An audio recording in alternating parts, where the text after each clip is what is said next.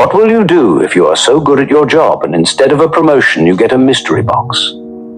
Sarah works as a journalist for Cityline TV.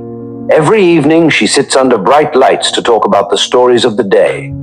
Her voice never shakes, no matter how touching the headline is. Whether it is a plane crash, murder, kidnapping, or Christmas, Sarah is always calm, always professional. One morning she finds a small box on her doorstep. It is a package wrapped in a brown paper bag. She looks around, but no one is in sight. It might be a whistleblower, she thinks. So she takes it in, opens it, and inside the brown bag is a finger. A human finger, dark and bloody. Beside it, she finds a note telling her to take the finger to work and hold it in her hand while she reads the evening news. If she remains the professional Sarah everyone has come to love, she will pass the first test. What the hell? Sarah blurts out. Is this a prank? Her phone beeps. The screen comes on and reads, no, it isn't. She freezes as the note slips from her hand. She should call the police, but her phone rings before she can. A raspy voice tells her not to call anyone and to do exactly what the note says. The voice is calm, but Sarah doesn't doubt it is capable of violence. She looks around her apartment. She is being watched. That evening she goes to work as usual. The cameras, the crew, the sound of countdowns, everything feels normal except her heartbeat. She sits behind the desk, waiting for the red light to blink on. When it does, she holds the finger in her left hand, hidden. The air feels colder. Her skin burns where it touches the dead flesh, but she keeps reading. Every headline, every name, every detail. Her voice is steady, her face is calm. The show ends and Sarah goes to the restroom to throw up. When she gets home that evening, another box is waiting on her table. It's bigger but lighter than the first one, wrapped the same way.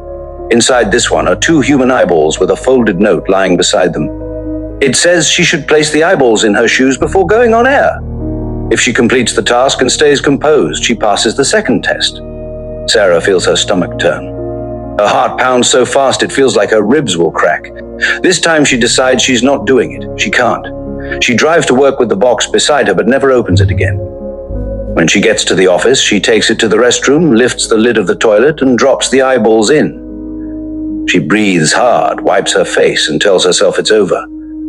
That evening, she doesn't have the eyeballs in her shoes, but she acts like she does. She shifts her feet a few times, pretends she's uncomfortable, and hopes her tormentors will assume she's following the instructions. She finished for the day, and before she could leave the company's garage, a message came in. It says you failed, followed by a video of her in the restroom, flushing the eyeballs down the toilet.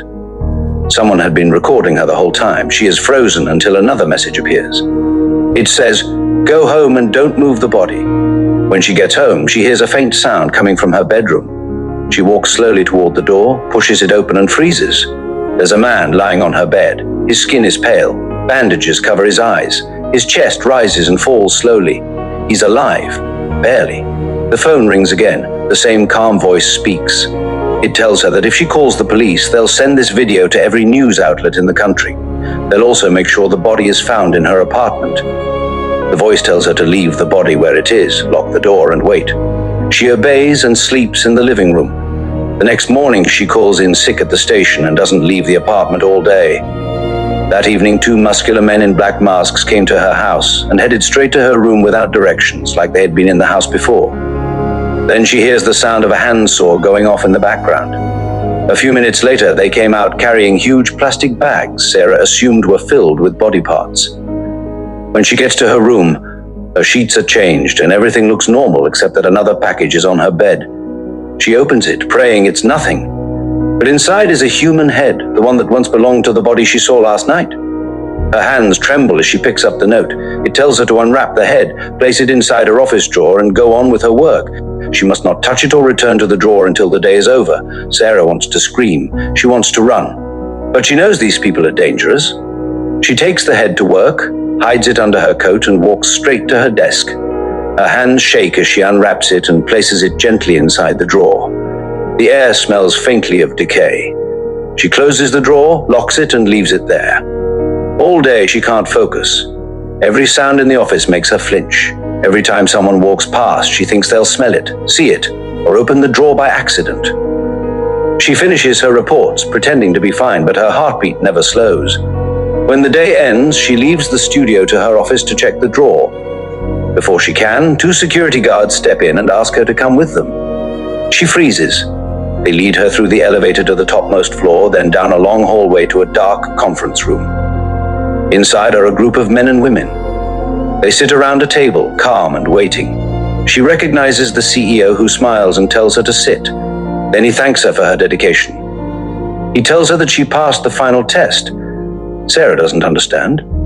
They explain that the tests, the packages, the calls, all of it came from them. It's part of a secret company tradition at CityLine, a way to test who can handle pressure, who can keep quiet, who can serve the network objectives without snitching. CityLine doesn't just broadcast news, they make and control it. And only those who pass the test are allowed into the company's inner circle. Sarah listens in silence.